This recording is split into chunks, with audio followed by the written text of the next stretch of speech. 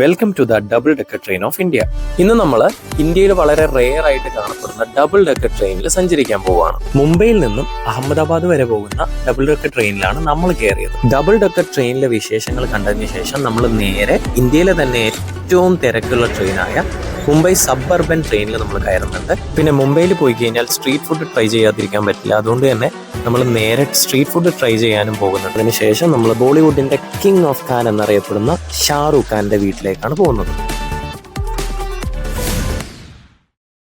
Welcome to Mumbai. നമ്മൾ ഇന്ന് double decker train കയറാൻ വേണ്ടി വന്നിരിക്കുന്നത് CSTയിലാണ്, അതായത് ഛത്രപതി ശിവാജി ടെർമിനൽ. 1887 എന്ന് വെച്ചാൽ 138 വർഷത്തോളം പഴക്കമുള്ള ഒരു റെയിൽവേ സ്റ്റേഷനാണിത്. ഇതിന്റെ ആദ്യ പേര് വിക്ടോറിയ ടെർമിനസ് എന്നായിരുന്നു. അതുപോലെ ഇതൊരു യുനെസ്കോ വേൾഡ് ഹെറിറ്റേജ് സൈറ്റ് കൂടിയാണ്. എന്നാൽ നമ്മളെ അട്രാക്ട് ചെയ്ത മറ്റൊരു കാര്യം അവിടെ ഉണ്ടായിരുന്നു, ആരാം വടപ്പാവ്.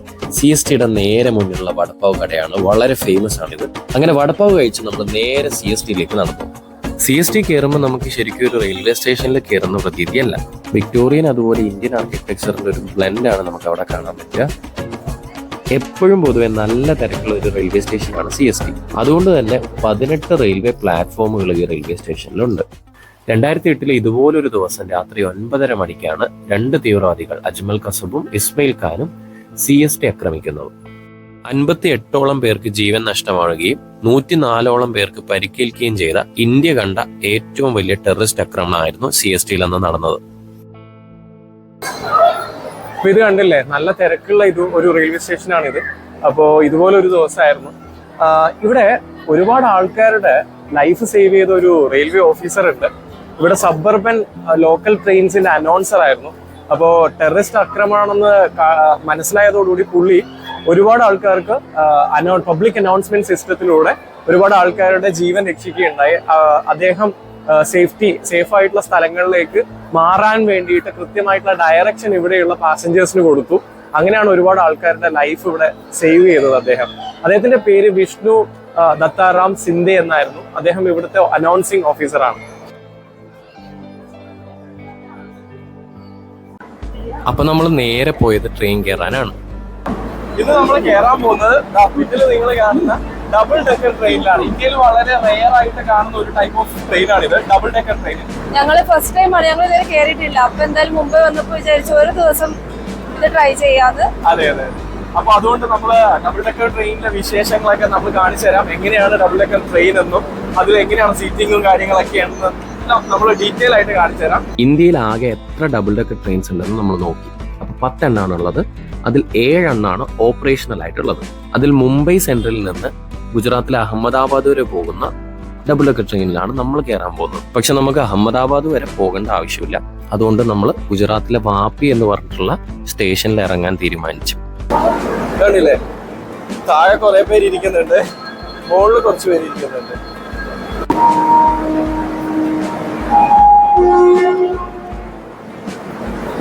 ഇപ്പൊ നമ്മളിതാ ഡബിൾ ഡെക്കർ ട്രെയിനിൽ കയറാൻ പോവാണ് ആദ്യമായിട്ട്.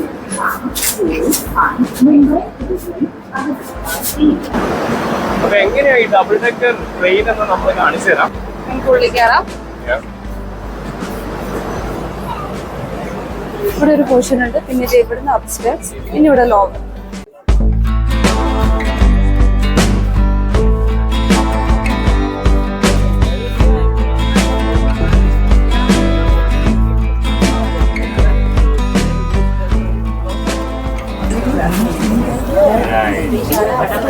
നിലത്തിരുന്ന് പോകുന്ന പോലെ തോന്നുന്നുണ്ട്.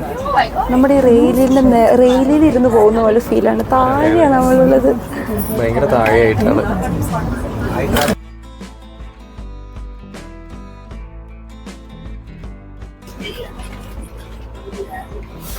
ഇവിടെ ഒരു പ്ലാറ്റ്ഫോം എത്തിയപ്പോൾ മുഴുവൻ ആൾക്കാർ നമ്മളെക്കാളും ഹൈറ്റിലാണ്.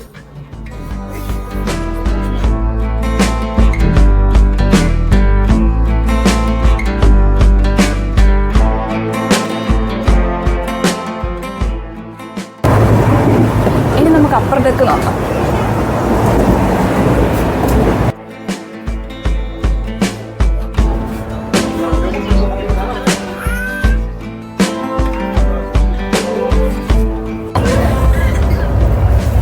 ഇതാണ് നമുക്ക് അപ്പർ ഡെക്ക് എന്നുള്ള വ്യൂ.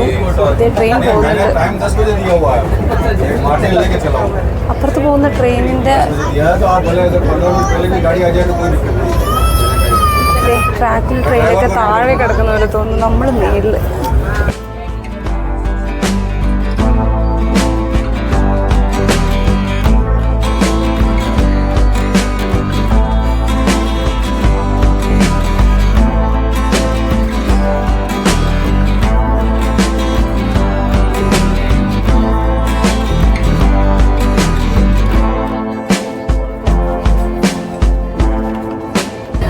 ഇതിൻ്റെ സീറ്റിംഗ് ഒക്കെ വരുന്നത് സെയിം ജനശതാബ്ദിയുടെ അതേ സെയിം സീറ്റിംഗ് ആണ്.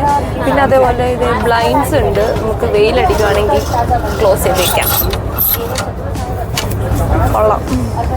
പിന്നെ ഇത് ഇവിടെ ഹോൾഡർ ഉണ്ട്, അതൊക്കെ നോർമൽ ട്രെയിനിലൊക്കെ ഉള്ളതുപോലെ തന്നെ സ്റ്റാൻഡ്, ബോട്ടിൽ ഹോൾഡർ, പ്ലഗ് പോയിന്റ്. അപ്പൊ ഡബിൾ ഡെക്കർ ട്രെയിൻ ആണെന്നുള്ള ഒറ്റ വ്യത്യാസം മാത്രമേ ഉള്ളൂ. ബാക്കി എല്ലാ ആസ്പെക്റ്റിലും നമുക്ക് ജനശതാബ്ദിയൊക്കെ പോലെ തന്നെ സിറ്റിംഗ് ആണ് AC. അങ്ങനെ നമ്മൾ മുംബൈ അഹമ്മദാബാദ് റൂട്ടിലെ കാഴ്ചകളൊക്കെ കാണുമ്പോഴേക്കും നമ്മൾ ഇറങ്ങേണ്ട സ്റ്റോപ്പ് എത്തി.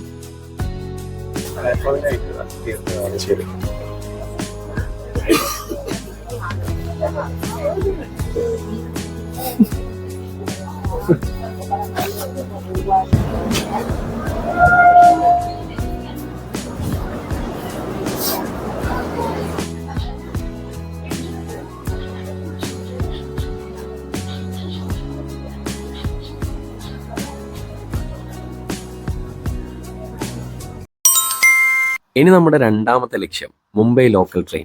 ലോകത്തിലെ തന്നെ ഏറ്റവും ബിസിയസ്റ്റ് അല്ലെങ്കിൽ തിരക്കേറിയ ട്രെയിനാണ് നമ്മുടെ മുംബൈ ലോക്കൽ ട്രെയിൻ. അപ്പൊ ഇതിൽ ഒരു തവണയെങ്കിലും കയറുക എന്നുള്ളത് വലിയൊരു ആഗ്രഹമാണ്. അപ്പൊ മുംബൈ വന്നു കഴിഞ്ഞാൽ ഇതിൽ കയറാന്ന് നമ്മൾ ഉറപ്പിച്ചിട്ടാണ് വന്നത്.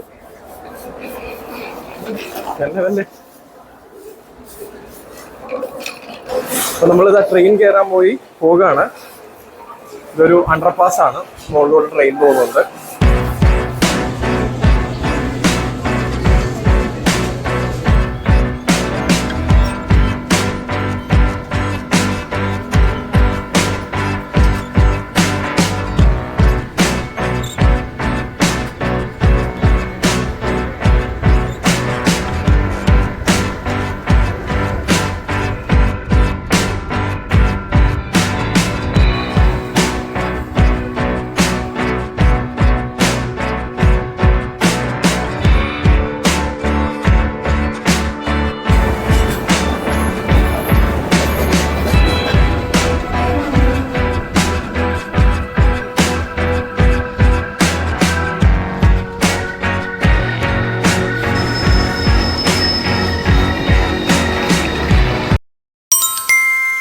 അപ്പൊ നമ്മൾ ഇനി ചെയ്യാൻ പോകുന്നത് മുംബൈ സ്ട്രീറ്റ് ഫുഡ് എക്സ്പ്ലോർ ചെയ്യാനാണ്. മുംബൈയിൽ വന്ന സ്ട്രീറ്റ് ഫുഡ് കഴിക്കാതെ പിന്നെ പോകാൻ പറ്റില്ലല്ലോ. പാവ് ബജി, വടാപ്പാവ് എല്ലാം കഴിക്കണം. ഇവിടെ നമ്മളിപ്പോൾ ചൗപ്പട്ടി സ്ട്രീറ്റിലാണ്. ഇവിടെ ഇഷ്ടം പോലെ ഷോപ്സ് നമുക്ക് കാണാം. എല്ലാവരും മാടി മാടി വിളിക്കുന്നുണ്ട്. നമുക്ക് എന്തായാലും എവിടെയെങ്കിലും പോയി ട്രൈ ചെയ്യാം. ഇത് മുംബൈ ഗിർഗാവോണിന്റെ അടുത്ത് ചൗപ്പട്ടി ബീച്ചിനടുത്തുള്ള ഫുഡ് സ്ട്രീറ്റ് ആണ്. നമുക്ക് ഇവിടെ ബീച്ച് കാണാൻ പറ്റും. ബീച്ചിന് തൊട്ടടുത്താണ് ഈ ഒരു ഫുഡ് സ്ട്രീറ്റ് ഉള്ളത്. എല്ലാ കിട്ടും. ഇവിടെ ഓരോ കടയുടെ മുന്നിൽ ഇങ്ങനെ പായ വിരിച്ചത് കാണാം. ഇവിടെ ഇരുന്നിട്ട് നമുക്ക് കഴിക്കാം. ഒരുപാട് ആൾക്കാർ ഇവിടെ ഇരുന്ന് കഴിക്കുന്നുണ്ട്. ആദ്യം നമുക്ക് എന്തെങ്കിലും ജ്യൂസ് വേണം. ദാഹിച്ചിട്ട് വയ്യ. കാലാക്കട്ട ഓർ ഓറഞ്ച്.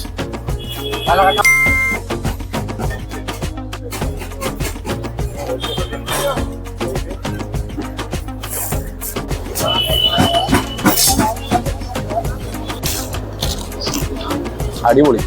നമ്മുടെ നാട്ടിലെ കോലൈസ് ഉണ്ടല്ലോ, ആ കോലൈസ് ഒക്കെ പോലെ, പക്ഷെ കുറച്ചുകൂടി നന്നായിട്ട് ഫ്ലേവർ കിട്ടും. സിറപ്പ് നന്നായിട്ട് കിട്ടും. അങ്ങനെ നമ്മുടെ പാവ് ഭാജി കിട്ടി. നമുക്ക് തീർത്ത ടേസ്റ്റ് ചെയ്തുകൊണ്ടിരിക്കുകയാണ്. എങ്ങനെയുണ്ട്? കൊള്ളാവോ?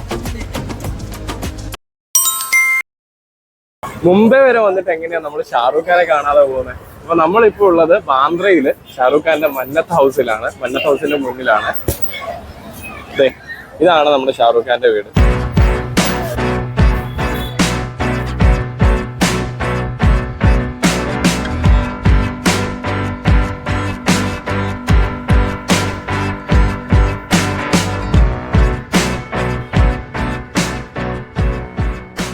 ഈ വീടിന്റെ മുന്നിൽ എപ്പോഴും നല്ല തിരക്കാണ്.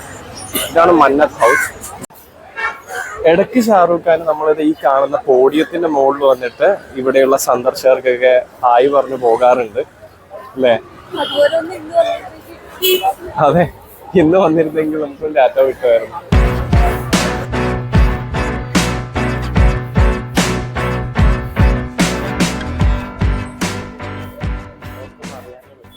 അങ്ങനെ നമ്മളെല്ലാവരും ഷാറുഖ് ഖാൻ്റെ വീട് നോക്കിയിരിക്കുന്ന സമയത്താണ് പെട്ടെന്ന് ആ ഗേറ്റ് ഓപ്പൺ ആയത്.